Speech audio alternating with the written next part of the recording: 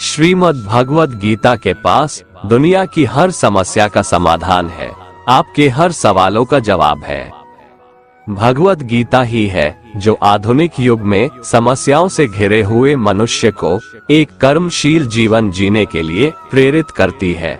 गीता ऐसे प्रेरणादायक संदेशों का महासागर है जो जीवन से निराश मनुष्य को आशाओं से भर देती है। श्रीमद् भगवत गीता एकमात्र ऐसा ग्रंथ है जो मनुष्य को जीने का सही तरीका बताती है। गीता जीवन में धर्म, कर्म और प्रेम का पाठ पढ़ाती है। श्रीमद् भगवत गीता का ज्ञान मानव जीवन और जीवन के बाद का जीवन दोनों के लिए उपयोगी माना गया है। श्रीमद् भगवत गीता भगवान का श्वास है, हृदय है और भगवान की साक्षात मूर्ति है। गीता भगवान का प्रधान रहस्यमय आदेश है। ऐसी दशा में गीता का पालन करने वाला उन्हें प्राणों से भी बढ़कर प्रिय है। भगवत गीता में कुल 18 अध्याय है और 700 श्लोक है, जिसे सभी के लिए पढ़ पाना थोड़ा मुश्किल है। इसीलिए आज के इस बेहद ही खास वीडियो में हम श्रीमद् भगवत गीता के 30 विचारों के बारे में बात करने वाले हैं, जिन्हें जानकर आप श्रीमद् भगवत गीता का सही मतलब समझ पाएंगे। इसलिए इन विचारों को आप हर रोज जरूर सुने। तो चलिए जानते हैं भगवत गीता के 30 महत्वपूर्ण विचारों को। भगवान श्री कृष्ण अर्जुन को उपदेश देते हुए कहते हैं कि हे अर्जुन, क्यों व्यर्थ चिंता करते हो? किससे व्यर्थ डरते हो? कौन तुम्हें मार सकता है? यह आत्मा अजर अमर है। आत्मा न तो मरता है और न ही जन्म लेता है, क्योंकि आत्मा अजन्मा, नित्य, सनातन और पुरातन है। शरीर के मारे जाने पर भी यह नहीं मरता। जिस प्रकार मनुष्य अपने पुराने वस्त्रों को त्याग कर नए वस्त्र धारण करता है, ठीक उसी प्रकार आत्मा पुराने व्यर्थ शरीर को त्याग कर नए शरीर को धारण करती है। आत्मा को शस्त्र काट नहीं सकते और न अग्नि इसे जला सकती है, जल इसे गीला नहीं कर सकता और ना ही वायु इसे सुखा सकती है। ये प्रकृति का नियम है। इस सत्य को स्वीकार करके भयमुक्त होकर आज में जीना चाहिए। ज्ञानी व्यक्ति ना तो मरने वाले का शोक करते हैं और ना ही उनका शोक करते हैं जो अभी जिंदा है, क्योंकि वो जानते हैं जो मर गया वो फिर से जन्म लेगा और जो जिंदा है वो एक दिन जरूर मरेगा। परंतु फिर भी अगर तुम इस आत्मा को सदा जन्म लेने वाला और सदा मरने वाला समझता है, तो भी हे महाबाहो, तू इस प्रकार का शोक करने के योग्य नहीं है, क्योंकि इस मान्यता के अनुसार जन्मे हुए की मृत्यु निश्चित है और मरे हुए का जन्म लेना भी निश्चित है। हे अर्जुन, अपने धर्म से भागकर तू भय मत कर, क्योंकि एक क्षत्रिय के लिए धर्मयुक्त युद्ध से बढ़कर दूसरा कोई कल्याणकारी कर्तव्य नहीं है। हे पार्थ, अपने आप प्राप्त हुए और खुले हुए स्वर्ग के द्वार रूपी इस प्रकार के युद्ध को भाग्यवान क्षत्रिय लोग ही पाते हैं। किंतु अगर तुम इस धर्मयुक्त युद्ध को नहीं करेगा, तो स्वधर्म और कीर्ति को खोकर पाप को प्राप्त होगा तथा युगों युगों तक तुम्हारे अपकीर्ति की चर्चा होगी। सम्मानित पुरुष के लिए अपकीर्ति मौत से भी बढ़कर है। या तो तुम युद्ध में मारा जाएगा और स्वर्ग को प्राप्त होगा, या तो संग्राम में जीतकर पृथ्वी का राज्य भोगेगा। इस कारण हे अर्जुन, उठ और युद्ध कर। हार जीत, लाभ हानि और सुख दुख को समान समझकर युद्ध के लिए तैयार हो जा। इस प्रकार युद्ध करने से तू पाप को नहीं प्राप्त होगा और यही तुम्हारा सबसे बड़ा धर्म और कर्म है।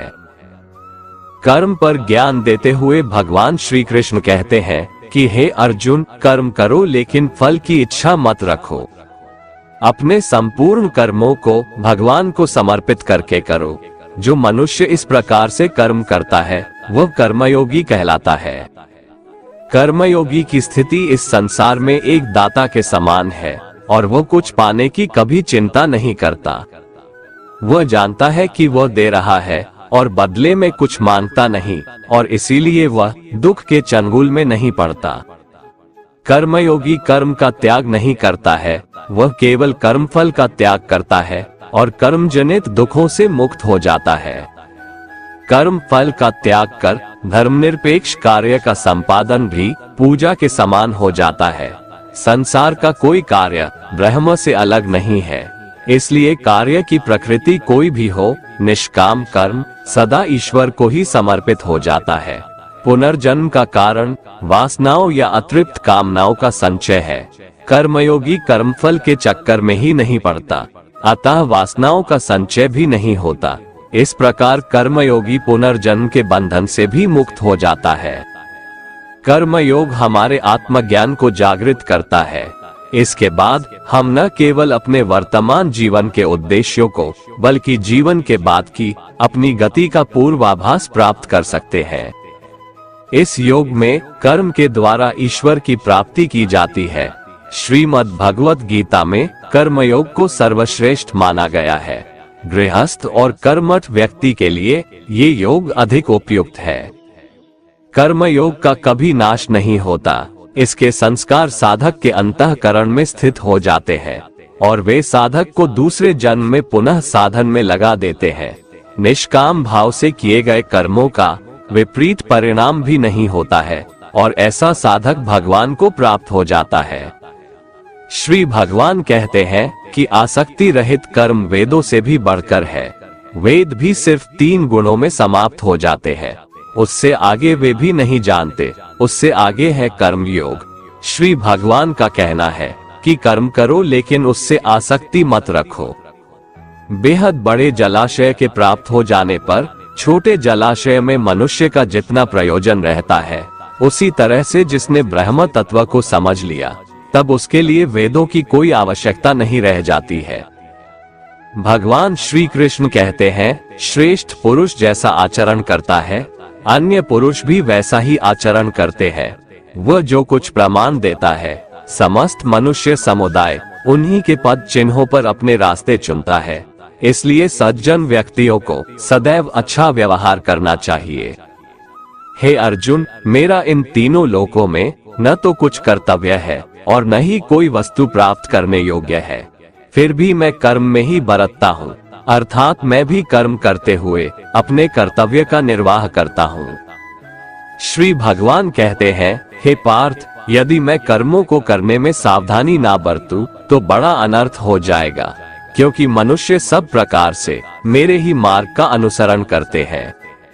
इसलिए यदि मैं कर्म न करूं तो ये सब मनुष्य नष्ट भ्रष्ट हो जाएंगे और मैं संकर्ता का करने वाला हो जाऊंगा तथा इस समस्त प्रजा को नष्ट करने वाला बन जाऊंगा।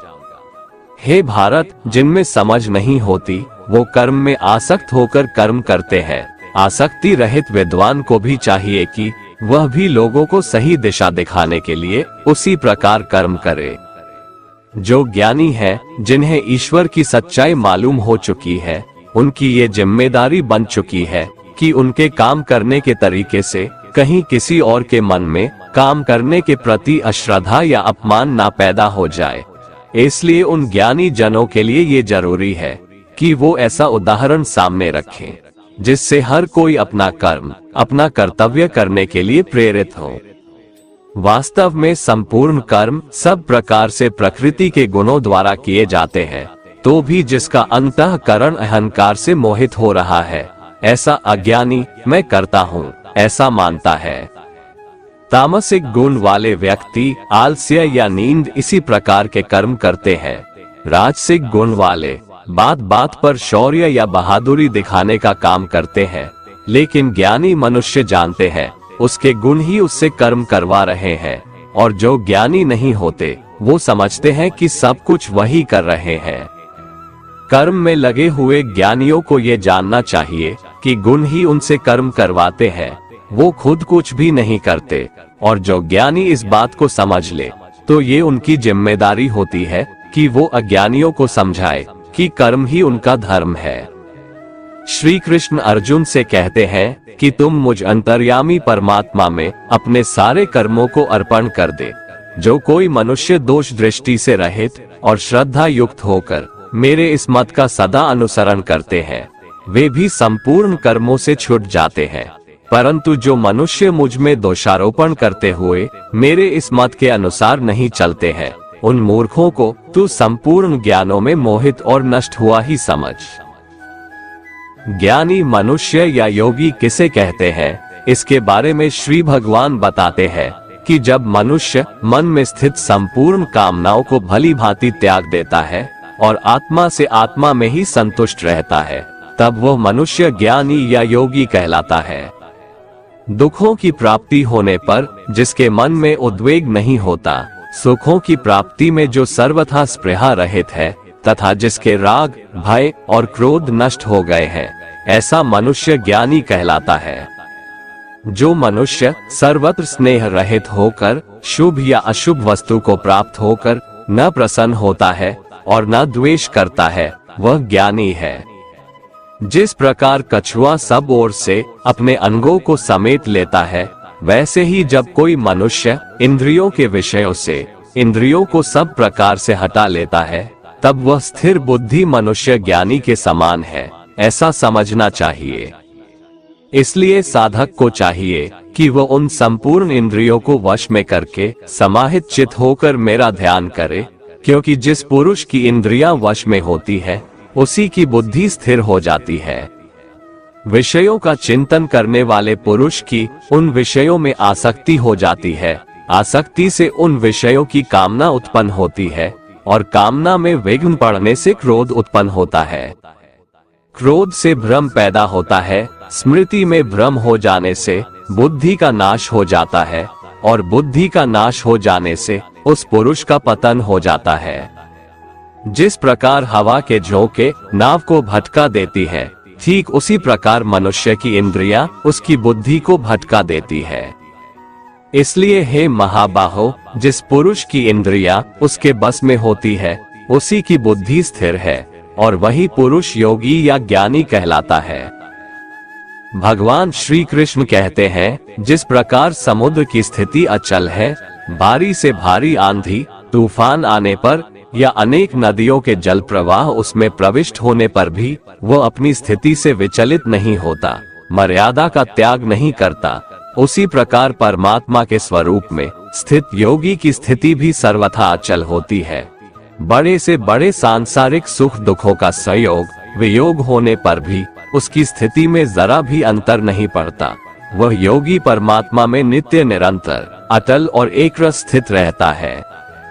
जो मनुष्य संपूर्ण कामनाओं को त्याग कर ममता रहित, अहंकार रहित और स्पृहा रहित होकर विचरण करता है, वही मनुष्य शांति को प्राप्त कर पाता है।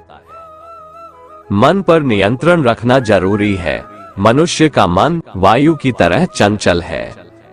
यह मन ही है जो मनुष्य को काम वासनाओं की तरफ भटकाता रहता है। अगर जीवन को सफल बनाना है तो मन पर काबू करना बहुत जरूरी है। मन को वश में करने से दिमाग की शक्ति केंद्रित होती है, जिससे कार्यों में सफलता मिलने लगती है। गीता के अनुसार जिस व्यक्ति ने अपने मन पर काबू पा लिया, वह मन में पैदा होने वाली बेकार की चिंताओं और इच्छाओं से भी दूर रहता है। साथ ही व्यक्ति अपने लक्ष्य को भी आसानी से प्राप्त कर लेता है। अगर मन को वश में नहीं करोगे तो वह तुम्हारा सबसे बड़ा शत्रु बन जाएगा। हमेशा शक करने वाला व्यक्ति कभी शांति प्राप्त नहीं कर पाता है, इसलिए संदेह करने से बचे। अधिक संदेह करने से मन की शांति भंग हो जाती है और व्यक्ति भ्रमित होकर अपने संबंधों को नष्ट कर डालता है। जो हुआ वह अच्छा हुआ, जो हो रहा है वह अच्छा हो रहा है, जो होगा वह भी अच्छा ही होगा। तुम भूत का पश्चाताप न करो, भविष्य की चिंता न करो, अभी तो वर्तमान चल रहा है। तुम्हारा क्या गया जो तुम रोते हो? तुम क्या लाए थे जो तुमने खो दिया? तुमने क्या पैदा किया था जो नाश हो गया?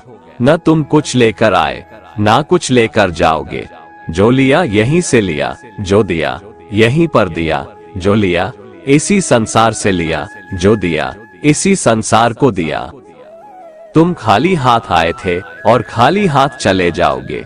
जो आज तुम्हारा है कल वो किसी और का था, परसों किसी और का होगा। तुम इसे अपना समझकर मग्न हो रहे हो। बस यही प्रसन्नता तुम्हारे दुखों का कारण है। परिवर्तन संसार का नियम है। एक क्षण में तुम करोड़ों के स्वामी बन जाते हो, दूसरे ही क्षण में तुम दरिद्र हो जाते हो। मेरा तेरा, छोटा बड़ा अपना पराया मन से मिटा दो, फिर सब तुम्हारा है, तुम सबके हो।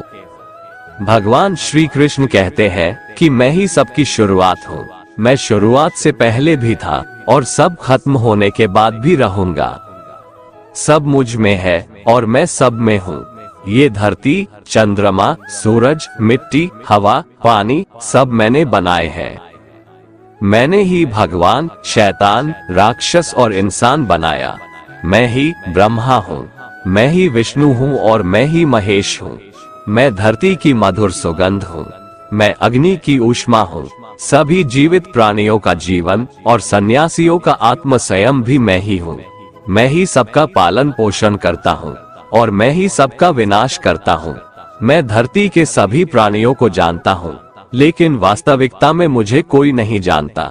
जब जब इस धरती पर पाप, अहंकार और अधर्म बढ़ेगा, तो उसका विनाश कर पुनः धर्म की स्थापना करने हेतु मैं अवश्य अवतार लेता रहूंगा। कान्हा कहते हैं, जिस प्रकार प्रकाश की ज्योति अंधेरे में चमकती है, ठीक उसी प्रकार सत्य भी चमकता है। इसलिए मनुष्य को हमेशा सत्य की राह पर चलना चाहिए। तन की सुंदरता मन को आकर्षित करती है, जबकि स्वभाव की सुंदरता हृदय को आकर्षित करती है। इसीलिए मनुष्य का स्वभाव हमेशा निर्मल होना चाहिए। कौन क्या कर रहा है, कैसे कर रहा है और क्यों कर रहा है, इन सब से आप जितना दूर रहेंगे उतना ही खुश रहेंगे। मनुष्य अपने हृदय से जो दान कर सकता है वो अपने हाथों से नहीं कर सकता, और मौन रहकर जो कुछ वो कह सकता है वो शब्दों से नहीं कह सकता। किसी भी व्यक्ति को ना तो समय से पहले और ना ही भाग्य से अधिक कुछ मिलता है, लेकिन उसे पाने के लिए सदैव प्रयत्नशील रहना चाहिए। भगवान श्री कृष्ण कहते हैं, जिस मनुष्य के अंदर ज्ञान की कमी और ईश्वर में श्रद्धा नहीं होती, वो मनुष्य जीवन में कभी भी आनंद और सफलता को प्राप्त नहीं कर पाता। मोह विनाश का कारण होता है। मनुष्य के दुखों का मूल कारण उसका मोह ही है। वो जितना अधिक मोह करेगा उतना ही अधिक कष्ट भी भोगेगा। ज्यादा खुश होने पर और ज्यादा दुखी होने पर निर्णय नहीं लेना चाहिए, क्योंकि ये दोनों परिस्थितियां आपको सही निर्णय नहीं लेने देती हैं। जो व्यक्ति आध्यात्मिक जागरूकता के शिखर तक पहुंच चुके हैं, उनका मार्ग है निस्वार्थ कर्म, और जो भगवान के साथ संयोजित हो चुके हैं, उनका मार्ग है स्थिरता और शांति। मानव कल्याण ही भगवत गीता का प्रमुख उद्देश्य है। इसलिए मनुष्य को अपने कर्तव्यों का पालन करते समय मानव कल्याण को प्राथमिकता देना चाहिए।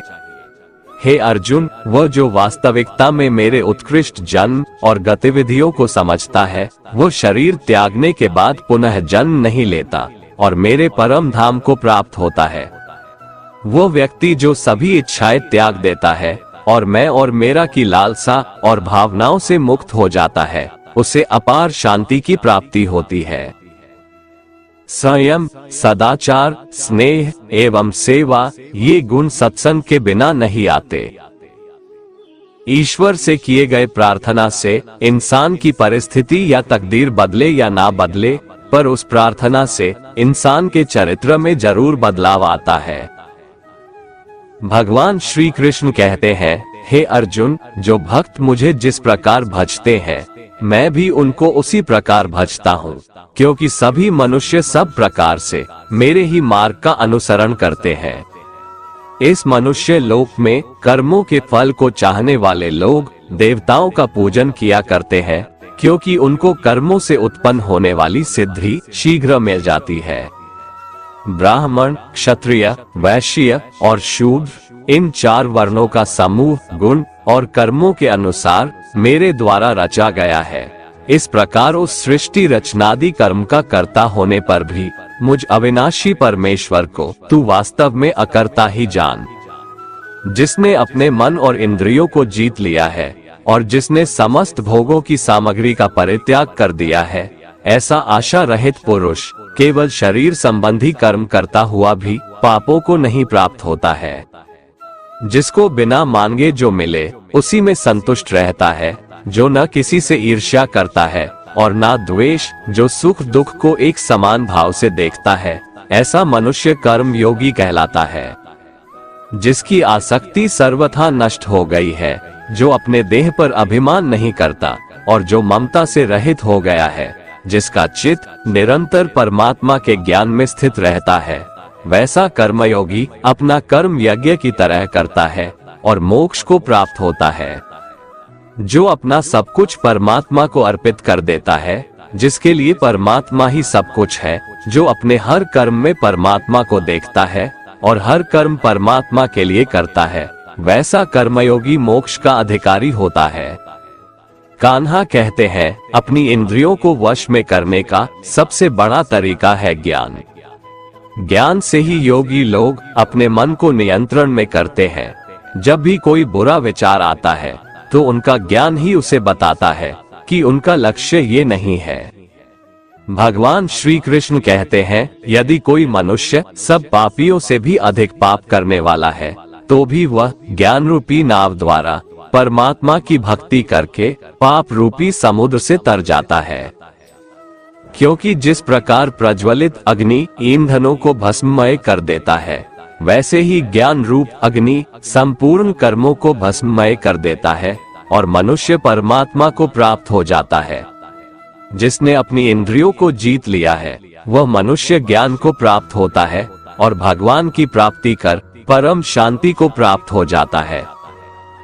विवेकहीन और श्रद्धा रहित और संशय युक्त मनुष्य इस ज्ञान को कभी प्राप्त नहीं कर पाता है। ऐसे संशय युक्त मनुष्य के लिए न ये लोक है, न परलोक है और न सुख ही है। श्री भगवान भगवत गीता में कहते हैं कि व्यक्ति को सदैव बुराई से बचकर रहना चाहिए।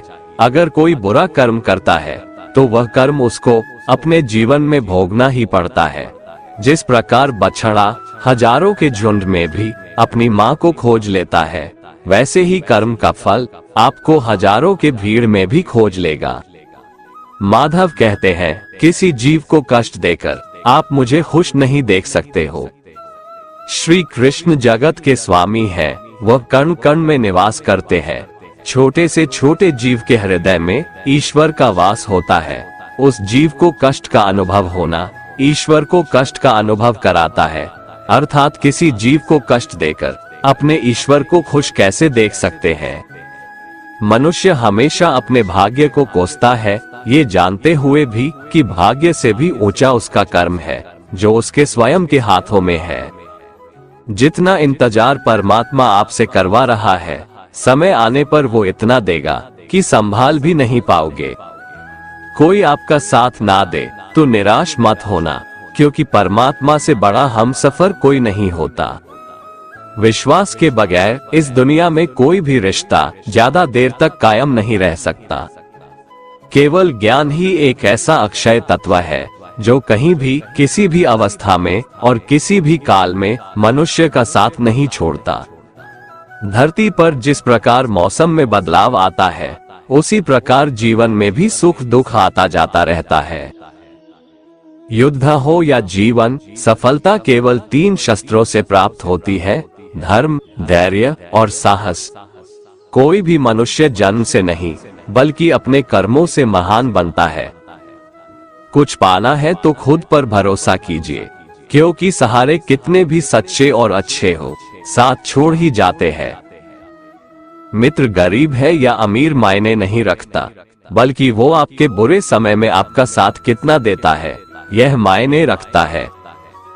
धर्म चाहे जो भी हो, अच्छे इंसान बनो, हिसाब हमारे कर्म का होगा, धर्म का नहीं।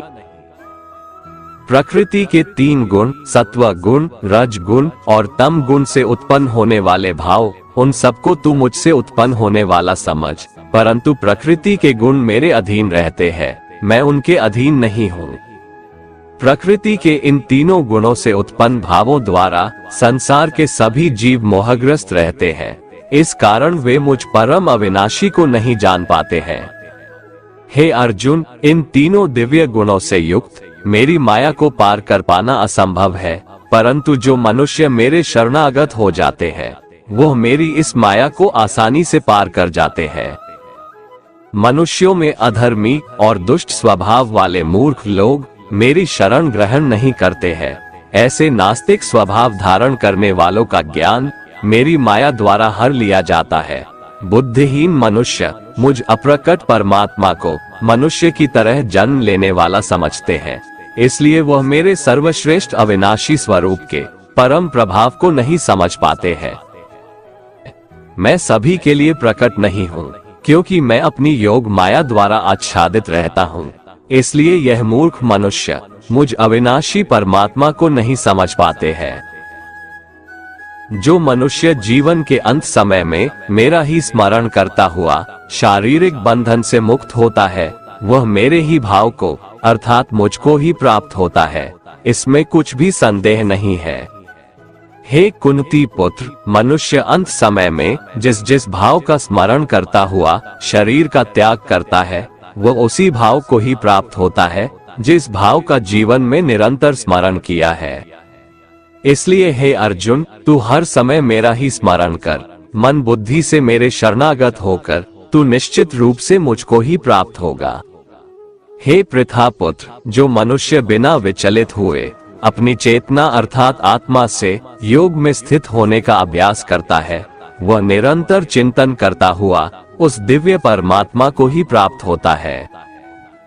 मनुष्य को उस परमात्मा के स्वरूप का स्मरण करना चाहिए, जो कि सभी को जानने वाला है, पुरातन है, जगत का नियंता है, सूक्ष्म से भी अति सूक्ष्म है, सभी का पालन करता है, अकल्पनीय स्वरूप है, सूर्य के समान प्रकाशमान है और अंधकार से परे स्थित है।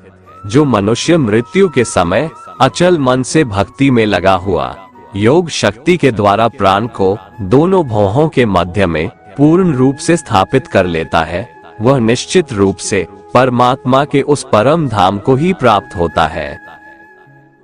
हे पृथा पुत्र अर्जुन, जो मनुष्य मेरे अतिरिक्त अन्य किसी का मन से चिंतन नहीं करता है और सदैव नियमित रूप से मेरा ही स्मरण करता है, उस नियमित रूप से मेरी भक्ति में स्थित भक्त के लिए मैं सरलता से प्राप्त हो जाता हूँ।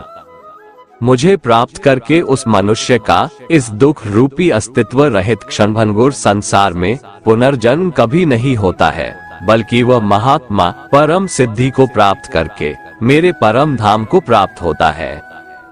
हे अर्जुन, इस ब्रह्मांड में निम्न लोक से ब्रह्म लोक तक के सभी लोकों में सभी जीव जन्म मृत्यु को प्राप्त होते रहते हैं, किंतु हे कुंती पुत्र अर्जुन, मुझे प्राप्त करके मनुष्य का पुनर्जन्म कभी नहीं होता है। जो मनुष्य 1000 चतुर्युगों का ब्रह्मा का दिन और 1000 चतुर्युगों की ब्रह्मा की रात्रि को जानते हैं, वो मनुष्य समय के तत्व को वास्तविकता से जानने वाले होते हैं। ब्रह्मा के दिन की शुरुआत में सभी जीव उस अव्यक्त से प्रकट होते हैं और रात्रि की शुरुआत में पुनः अव्यक्त में ही विलीन हो जाते हैं। उस अव्यक्त को ही ब्रह्म के नाम से जाना जाता है। हे पृथा पुत्र, वही यह समस्त जीवों का समूह बार बार उत्पन्न और विलीन होता रहता है। ब्रह्मा की रात्रि के आने पर विलीन हो जाता है और दिन के आने पर अपने आप प्रकट हो जाता है, लेकिन उस अव्यक्त ब्रह्म के अतिरिक्त शाश्वत परम अव्यक्त पर ब्रह्म है। वह पर ब्रह्म सभी जीवों के नाश होने पर भी कभी नष्ट नहीं होता है, जिसे वेदों में अव्यक्त अविनाशी के नाम से कहा गया है। उसी को परम गति कहा जाता है, जिसको प्राप्त करके मनुष्य कभी वापस नहीं आता है, वही मेरा परम धाम है। हे कुंती पुत्र, कल्प के अंत में सभी प्राणी मेरी प्रकृति में प्रवेश करके विलीन हो जाते हैं और अगले कल्प के आरंभ में उनको अपनी इच्छा शक्ति से मैं फिर उत्पन्न करता हूँ। 84 लाख योनियों में सभी प्राणी अपनी इच्छा शक्ति के कारण बार बार मेरी इच्छा शक्ति से विलीन और उत्पन्न होते रहते हैं। ये सभी पूर्ण रूप से खुद ही मेरी इच्छा शक्ति के अधीन होते हैं, अर्थात मेरी प्रकृति के अधीन होते हैं। हे धनंजय, ये सभी कर्म मुझे बांध नहीं पाते हैं, क्योंकि मैं उन कार्यों में बिना किसी फल की इच्छा से उदासीन भाव में स्थित रहता हूँ। हे कुंती पुत्र, मेरी अधीनता में मेरी अपराध शक्ति सभी चर तथा अचर जीव उत्पन्न और विनिष्ट करती रहती है। इसी कारण से यह संसार परिवर्तनशील है। मूर्ख मनुष्य मुझे अपने ही समान जन्म मृत्यु को प्राप्त होने वाला समझते हैं, इसलिए वह सभी मनुष्य जीवात्माओं का परम ईश्वर वाले मेरे स्वभाव को नहीं समझ पाते हैं। ऐसे मनुष्य कभी न पूर्ण होने वाली आशा में, कभी न पूर्ण होने वाले कर्मों में और कभी न प्राप्त होने वाले ज्ञान में मोहग्रस्त होकर मेरी मोहने वाली भौतिक प्रकृति की ओर आकृष्ट होकर निश्चित रूप से राक्षसी प्रवृत्ति और आसुरी स्वभाव धारण किए रहते हैं। हे पृथापुत्र, मोह से मुक्त हुए महापुरुष दैवीय स्वभाव को धारण करके मेरी शरण ग्रहण करते हैं और मुझको सभी जीवात्माओं का उद्गम जानकर अनन्य भाव से मुझ अविनाशी का स्मरण करते हैं। ऐसे महापुरुष दृढ़ संकल्प से प्रयत्न करके निरंतर मेरे नाम और महिमा का गुणगान करते हैं और सदैव मेरी भक्ति में स्थिर होकर मुझे बार बार प्रणाम करते हुए मेरी पूजा करते हैं। कुछ मनुष्य ज्ञान के अनुशीलन द्वारा यज्ञ करके, कुछ मनुष्य मुझे एक ही तत्व जानकर, कुछ मनुष्य अलग अलग तत्व जानकर अनेक विधियों से निश्चित रूप से मेरे विश्व स्वरूप की ही पूजा करते हैं। हे अर्जुन, मैं ही वैदिक कर्मकांड को करने वाला हूँ, मैं ही यज्ञ हूँ, मैं ही पितरों को दिए जाने वाला तर्पण हूँ, मैं ही जड़ी बूटी रूप में औषधि हूँ, मैं ही मंत्र हूँ, मैं ही घृत हूँ, मैं ही अग्नि हूँ और मैं ही हवन में दी जाने वाली आहुति हूँ। इस संपूर्ण ब्रह्मांड का मैं ही पालन करने वाला पिता हूँ, मैं ही उत्पन्न करने वाली माता हूँ, मैं ही मूल स्रोत दाता हूँ, मैं ही इसे धारण करने वाला हूँ, मैं ही पवित्र करने वाला ओंकार शब्द से जानने योग्य हूँ, मैं ही ऋग्वेद, सामवेद और यजुर्वेद हूँ। मैं ही सभी प्राप्त होने वाला परम लक्ष्य हूँ, मैं ही सभी का भरण पोषण करने वाला हूँ, मैं ही सभी का स्वामी हूँ, मैं ही सभी के अच्छे बुरे कर्मों को देखने वाला हूँ, मैं ही सभी का परम धाम हूँ, मैं ही सभी की शरण स्थली हूँ, मैं ही सभी से प्रेम करने वाला घनिष्ठ मित्र हूँ, मैं ही सृष्टि को उत्पन्न करने वाला हूँ, मैं ही सृष्टि का संहार करने वाला हूँ, मैं ही सभी का स्थिर आधार हूँ, मैं ही सभी को आश्रय देने वाला हूँ और मैं ही सभी का अविनाशी कारण हूँ। हे अर्जुन, मैं ही सूर्य रूप में तपकर जल को भाप रूप में रोककर बारिश रूप में उत्पन्न होता हूँ, मैं ही निश्चित रूप से अमर तत्व हूँ, मैं ही मृत तत्व हूँ, मैं ही सत्य रूप में तत्व हूँ और मैं ही असत्य रूप में पदार्थ हूँ। जो मनुष्य तीनों वेदों के अनुसार यज्ञों के द्वारा मेरी पूजा करके सभी पापों से पवित्र होकर स्वर्ग लोकों की प्राप्ति के लिए प्रार्थना करते हैं, वह मनुष्य अपने पुण्यों के फल स्वरूप इंद्र लोक में जन्म को प्राप्त होकर स्वर्ग में देवी देवताओं वाले सुखों को भोगते हैं। वह जीवात्मा उस विशाल स्वर्ग लोक के सुखों का भोग करके पुण्य फलों के समाप्त होने पर इस मृत्यु लोक में पुनः जन्म को प्राप्त होते हैं। इस प्रकार तीनों वेदों के सिद्धांतों का पालन करके सांसारिक सुख की कामना वाले मनुष्य बार बार जन्म और मृत्यु को प्राप्त होते रहते हैं। जो मनुष्य एकमात्र मुझे लक्ष्य मानकर अनन्य भाव से मेरा ही स्मरण करते हुए कर्तव्य कर्म द्वारा पूजा करते हैं, जो सदैव निरंतर मेरी भक्ति में लीन रहता है, उस मनुष्य की सभी आवश्यकताएं और सुरक्षा की जिम्मेदारी मैं स्वयं निभाता हूँ। मेरे ऐश्वर्य के प्रभाव को न तो कोई देवतागण जानते हैं और न ही कोई महान ऋषिगण ही जानते हैं, क्योंकि मैं ही सभी प्रकार से देवताओं और महर्षियों को उत्पन्न करने वाला हूँ। जो मनुष्य मुझे जन्म मृत्यु रहित, आदि अंत रहित और सभी लोकों का महान ईश्वरीय रूप को जान जाता है, वह मृत्यु को प्राप्त होने वाला मनुष्य मोह से मुक्त होकर सभी पापों से मुक्त हो जाता है। हे अर्जुन, संशय को मिटाने वाली बुद्धि, मोह से मुक्ति दिलाने वाला ज्ञान, क्षमा का भाव, सत्य का आचरण, इंद्रियों का नियंत्रण, मन की स्थिरता, सुख दुख की अनुभूति, जन्म मृत्यु का कारण, भय अभय की चिंता, अहिंसा का भाव, समानता का भाव, संतुष्ट होने का स्वभाव, तपस्या की शक्ति, दानशीलता का भाव और यश अपयश की प्राप्ति में जो भी कारण होते हैं, ये सभी मनुष्यों के अनेकों प्रकार के भाव मुझसे ही उत्पन्न होते हैं। सातों महान ऋषि और उनसे भी पहले उत्पन्न होने वाले चारों सनकादि कुमारों तथा स्वयंभू मनु आदि, ये सभी मेरे मन की इच्छा शक्ति से उत्पन्न हुए हैं। संसार के सभी लोगों के समस्त जीव इन्हीं की ही संतानें हैं।